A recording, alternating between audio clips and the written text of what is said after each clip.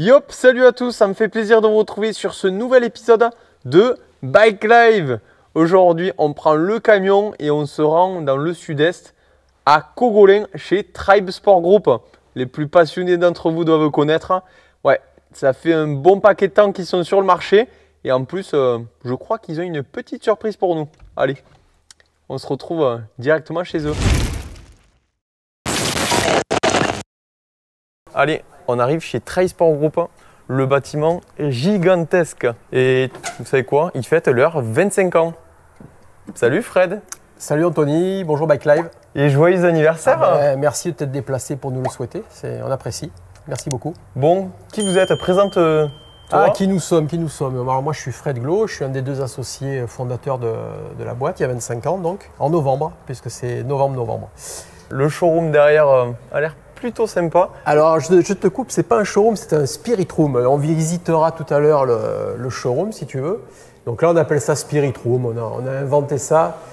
Je voulais pas que ce soit un musée, et même si avec le temps ça peut commencer à ressembler à un musée. Mais c'était histoire d'avoir une vue un peu sur effectivement les 25 ans de la boîte et les faits marquants, quelques photos et produits auxquels on tient. Et puis avec une vue sur le service Fox, qui est un peu la pierre angulaire de la boîte malgré tout. Voilà, c'est un de nos métiers, puisque on va dire qu'on fait 3 métiers ici. Donc le service après-vente Fox depuis 20 ans et Marzouki maintenant. Puis le métier historique de distributeur-importateur. Donc au départ de pièces moto et puis aujourd'hui à 97% de produits vélo. Et pour nos abonnés, dis-leur les marques les plus connues, les plus représentatives qui doivent certainement connaître. Sans doute. Yeti Cycle, Rocky Mountain qu'on distribue depuis environ 20 ans. Il y a Raceface, il y a Fox donc bien entendu. Et puis on a un autre métier qui est celui de développer nos marques propres, comme Urge Bike Product, comme Break Authority. Donc voilà, on peut dire qu'on fait 3 métiers ici et on essaye de les faire le mieux possible. Bon, c'est l'entrée principale normalement ici. Et oui, tu vas comprendre pourquoi on s'est gardé ça pour la fin, parce que j'ai une petite surprise pour toi. J'adore les surprises. Donc voilà le tout nouveau Rocky Mountain Powerplay. Et il y a Lévi qui t'attend à l'atelier pour aller essayer tout ça sur le terrain. Je vais avoir la chance de le rouler? C'est possible, mais sois gentil avec Lévi quand même. Ouais, mais tu sais que là tu me mets la pression parce qu'il a un gros coup de guidon le monsieur. Ah, c'est pas le plus mauvais, ouais, c'est pas le plus mauvais. Donc écoute, fais-toi plaisir, surtout qu'il doit y avoir un bon grip, il a un peu plu, et puis avec un peu de chance, vous ne prendrez pas une averse. Ça, c'est pas garanti. Ouais, pourtant on n'est pas venu dans le sud pour prendre la pluie, mais bon. Il y en a aussi. En tout cas, merci parce que ça fait trop plaisir. Hop, l'atelier, c'est par ici. Salut les gars. Voilà, salut Anthony. Salut Lévi. Ben grave, je suis content de te rencontrer. On te suit sur ta chaîne YouTube. Yes, c'est cool, ouais. Bon, si vous ne connaissez pas sa chaîne YouTube et que vous aimez les choses bien techniques, on vous met le lien en part ici. Et qui c'est la deuxième personne? Fabien, responsable d'atelier chez Tribe. Eh ben, enchanté. Et tu sais ce que c'est ça? C'est le vélo que tu vas rouler. Il est en train de te le préparer. Ça fait très plaisir. Tu me le présentes? Oui, carrément. Allez. Bon, ok Anto, du coup on t'a préparé l'altitude. Donc ça c'est la version enduro par rapport à l'Instinct qui est aussi tout nouveau cette année. L'Instinct il est en 140-150 tandis que là on est en 160-170. Donc c'est pour faire de l'engagé et c'est là que je t'emmène. Donc tu vas voir, tu vas te régaler. Ensuite, pour les caractéristiques principales, on est sur un vélo en full 29 avec des disques en 203, 12 vitesses. Et ce qui saute à l'œil par rapport au modèle précédent, c'est qu'on a une grosse évolution au niveau du moteur qui est plus petit, plus compact, ce qui permet d'avoir de l'espace pour mettre une gourde malgré la bonbonne d'amortisseur, ce qui n'était pas le cas avant. Maintenant, on va pouvoir mettre aussi l'Overtime Pack, donc la batterie additionnelle ici à cet endroit-là, ce qui fait qu'avec la batterie interne en 720 Wh plus l'Overtime Pack, tu peux aller jusqu'à plus de 1000 Wh. Et là, ça te fait des belles sorties, quoi. Cette batterie interne, elle est amovible facilement. Tu as un capot à sortir et hop, tu la sors. Donc ça, c'est plutôt cool pour les compétiteurs comme moi qui font les Coupes du Monde ou éventuellement si tu veux mettre ta batterie au chaud. Parce qu'on n'a pas toujours une prise proche du vélo, donc c'est quand même pas mal. C'est dispo en combien de modèles du coup ce vélo? Alors on a pas mal de modèles. Alors celui-ci c'est le C70, c'est-à-dire Ok. le triangle avant il est en carbone. Et tu as les bases en aluminium. Tu as le C90 qui est le tout haut de gamme, qui est full carbone. Ok. Et tu vas avoir aussi les versions aluminium et tout. Donc ouais, tu peux avoir le moteur le plus couplé du marché pour différents tarifs.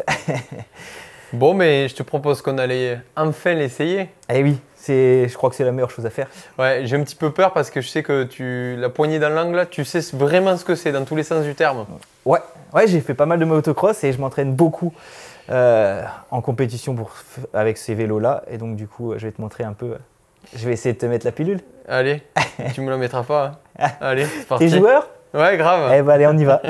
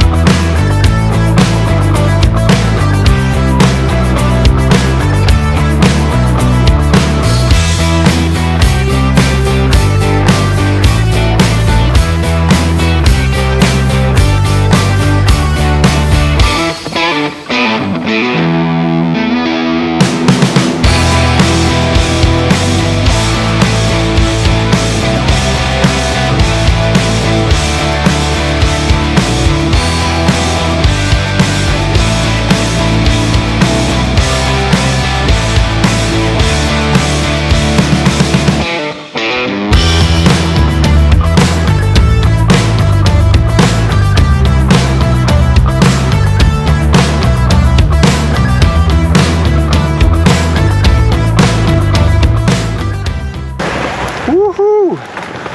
C'est quand même bonnard le VAE. Ah, c'est bon. Oh, c'est chaud là. Bon, Lévi, Ouais. c'est bien cool cette sortie engagée dans les terres brûlées. Paysage dramatique, un peu freeride. Ça te dit qu'on se pose 5 minutes pour parler de ce Rocky Mountain Powerplay Altitude 2022? Yes.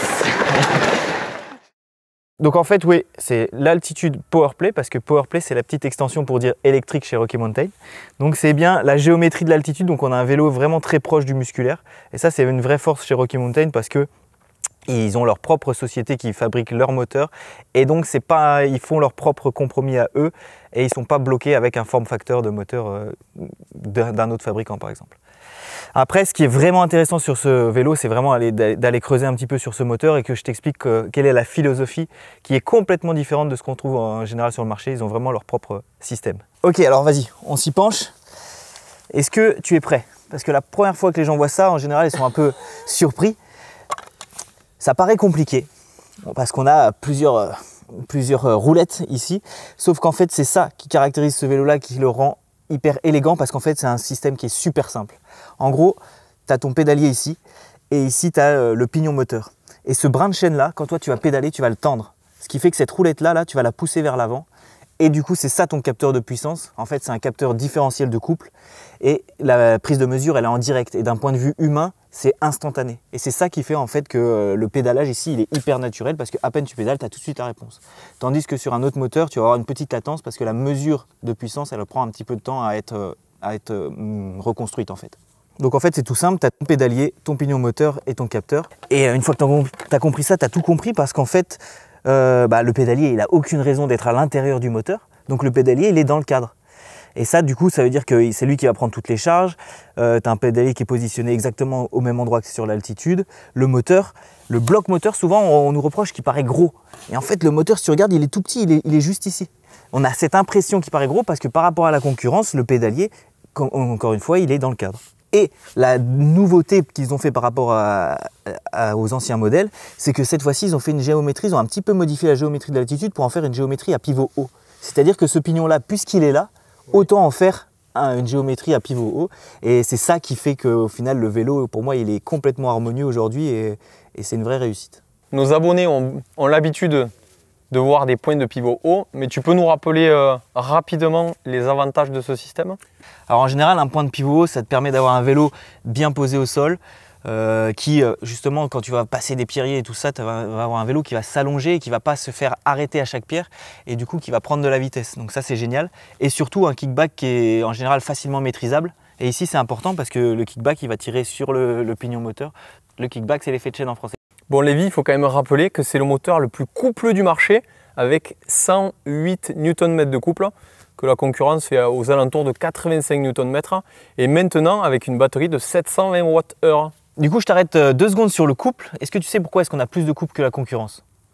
En fait, ça se passe au niveau du rotor stator. C'est ça qui va transformer une énergie électrique en une énergie mécanique. Et ce rotor stator, il est plus gros que la concurrence, parce qu'en fait, ce moteur, comme j'ai dit tout à l'heure, il est super simple et il se permet de mettre un gros rotor stator. Ça joue le même rôle qu'un effet levier et du coup, tu as plus de force. Et en fait, le couple, qu'est-ce que c'est en termes de rotation par rapport à ce qu'on a l'habitude, nous, c'est la force. Donc on peut dire que ce moteur-là, il a plus de force que la concurrence. Ensuite, si on parle de la batterie, effectivement, 720 Wh, donc là, c'est le haut du panier quand même, on a une grosse autonomie. Comment est-ce qu'ils ont fait ça? Le moteur étant encore un peu plus petit, un peu plus en arrière pour le poids, on a cette batterie qui descend encore un peu plus bas et même pour ça, on a un centre de gravité qui est d'autant plus bas qu'avant. Allez, restons dans tout ce qui fonctionne à l'électricité, à l'éolienne, le super écran intégré, franchement, j'adore. C'est un vrai écran. Et en plus, il a même un nom, ce petit écran, ils l'ont appelé le Jumbotron. Il est super bien intégré et surtout il te permet de te débarrasser de ton téléphone, tu n'as pas besoin de ton téléphone, le vélo est autonome, tu peux régler tous tes modes qui sont personnalisables, tu peux même régler la sensibilité du capteur de puissance et tu as vraiment toutes les infos, tu peux afficher ce que tu veux, donc capteur de puissance, tout ce qui est classique, hein, l'autonomie, etc. Donc vraiment c'est appréciable, surtout que bon, c'est un esthétique qui reste très race. À la base on avait simplement une commande avec un affichage LED et par code tu pouvais deviner. Ici c'est un peu plus facile de lecture mais ça reste race, donc moi ça me plaît bien. Et du coup au guidon tu retrouves bien sûr au pouce une nouvelle commande ergonomique avec les 4 modes que tu peux changer. Tu peux même mettre un 5e mode si tu considères que off c'est un mode. J'aimerais quand même revenir sur la cinématique et tout le système de suspension. On a parlé du point de pivot haut, mais tout le reste aussi a beaucoup évolué. Yes, du coup, ouais, effectivement, tu retrouves un peu toutes les évolutions qu'on a eues sur les vélos acoustiques, pour contraster avec l'électrique. Parce que chez Rocky Mountain, ouais, on a souvent ce ride. Il y a un ride 9, ici c'est un ride 4, donc tu as 4 positions où tu peux changer la progressivité de l'amortisseur, voire là aussi la hauteur de boîtier de pédalier. Et à l'arrière aussi, tu as 2 positions d'axe de roue arrière qui décalent de 1 cm quand même. Donc du coup ça te fait vraiment quelque chose où tu peux rendre le vélo beaucoup plus maniable ou beaucoup plus stable en fonction de là où tu roules et de ce que tu préfères. Allez Lévi, fini de parler, franchement j'ai envie de rerouler, il fait soleil, merci énormément pour toutes ces infos, let's go. Et let's go. Ouah, comment se prendre la pluie. Ah, c'est horrible, on se casse hein. Allez, on rentre à la maison. Allez, c'est une fin d'épisode avec Fred et Lévi. Merci énormément pour ton accueil, pour votre accueil. Et Lévi, sans rancune, bon, on ne vous dira pas qui c'est qui a... Non mais j'accepte la défaite. Ouais, c'est tout. Non mais j'étais à la rue. On a admiré ton pilotage et surtout on continue à te souhaiter et à vous souhaiter un très bon anniversaire en commentaire, à liker, à partager. Et vous êtes abonné, j'espère, déjà sur la chaîne. Presque, on va le faire. Allez. On n'hésitera pas à mettre des pouces en l'air. Et aller faire du vélo, surtout, c'est quand même le principal. Ouais, c'est l'essentiel même. C'est l'objectif. Allez, à très très vite dans le sud et avec le soleil cette fois-ci. Promis. Ciao. Ciao.